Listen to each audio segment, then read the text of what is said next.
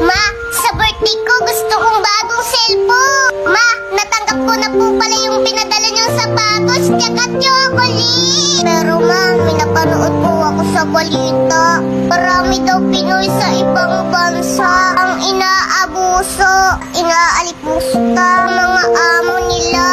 Ayoko po sana mag-alala.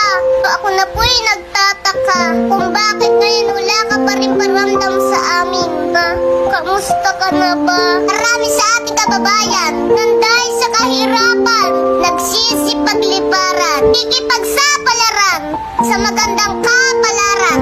Pero sa samaang palad, hindi lahat nagtatagumpay. Ay marami sa kanila, hindi na nakakauwing buhay. Gusto lang naman nilang kumita para matustusan ang mga kailangan ng mga pamilya. Kaya sana, bago nyo buksan bawat balikbayan, box na padala, hustahin nyo muna silang mga nagpapadala.